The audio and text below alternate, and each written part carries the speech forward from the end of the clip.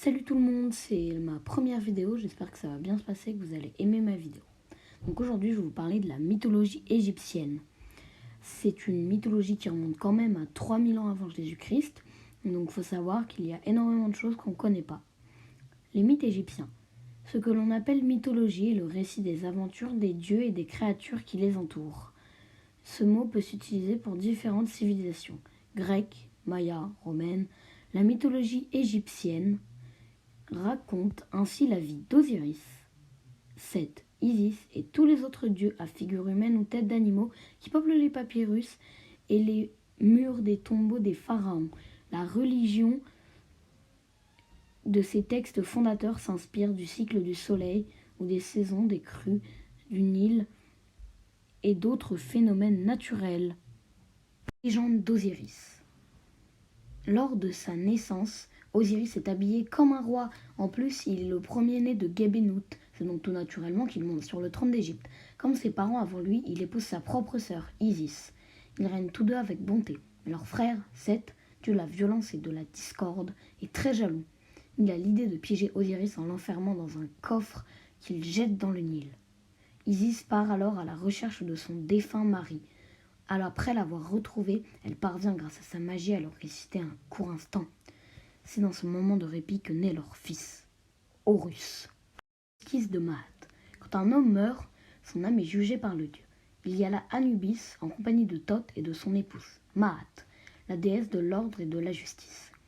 Toujours impartiale, elle pose sur un plateau de la balance sa plume d'autruche, quand sur l'autre repose l'âme du défunt.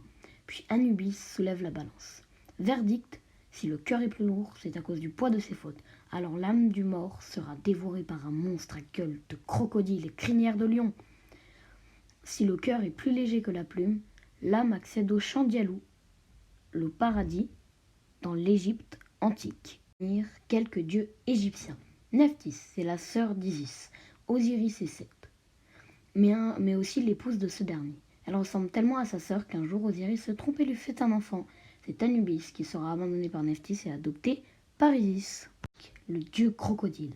En tant que dieu des eaux, il apporte la fertilité sur les champs et les cultures. C'est aussi le gardien et protecteur du pharaon. En son honneur, les crocodiles d'Égypte sont momifiés après leur mort.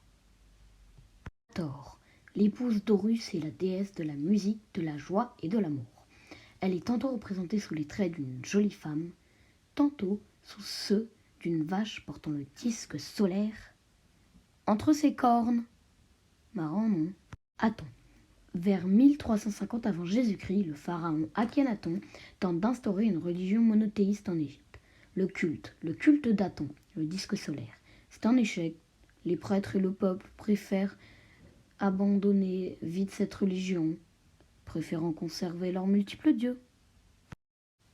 Ptah, c'est le protecteur des artisans. À Memphis, il est considéré comme le premier de tous les dieux, le créateur du monde. Représenté comme un homme momifié, il porte la barbe postiche des pharaons. J'espère que ça vous a plu. Si c'est le cas, n'hésitez pas à mettre un pouce bleu et vous abonner. Je vous conseille d'aller voir la chaîne de Mobilis78. C'est une chaîne qui parle de train. Je vous mets le lien dans la description. Salut, à la prochaine vidéo!